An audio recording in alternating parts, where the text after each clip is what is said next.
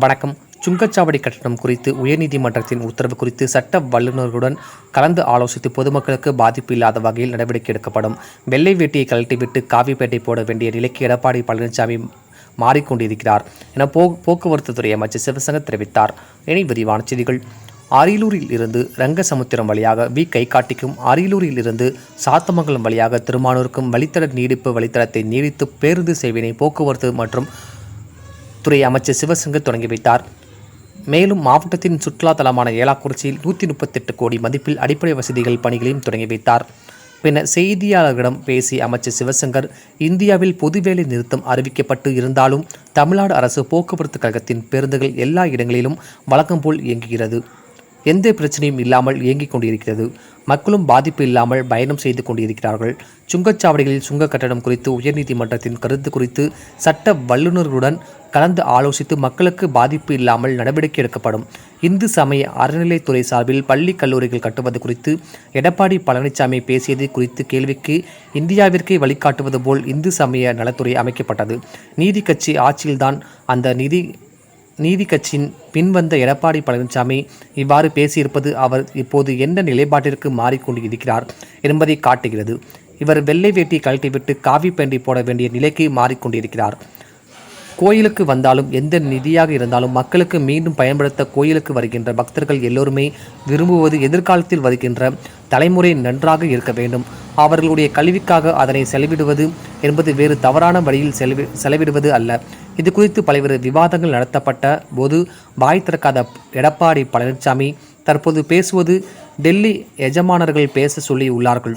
டெல்லி எஜமானர்களின் வார்த்தைக்கு ஏற்ப தற்போது நடனம் ஆடிக்கொண்டிருக்கிறார். அவரது உண்மை முகம் தற்பொழுது வெளிப்பட்டு வருகிறது என கூறினார். டிஎன் செய்திகளுக்காக அரியலூர் மாவட்ட செய்திகள் SP ரவிச்சந்திரன்.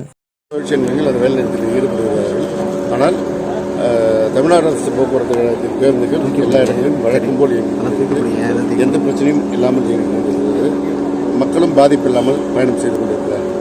டோல்கேட் சம்பந்தமாக அந்த ஃபீஸ் வந்து கட்டலை அப்படின்ட்டு தென் மாநிலங்களும் நாளையிலேருந்து மாவட்டங்களுக்கு போக்குவரத்து நிறுத்தணும் அப்படின்னு சொல்லி ஹைகோர்ட் உத்தரவு போட்டுதான் சொல்கிறாங்க. ஆமாம், நீதிமன்றத்தின் உத்தரவை குறித்து சட்ட வல்லுநர்களோடு கலந்தாலோசிக்கப்பட்டு வருகிறது.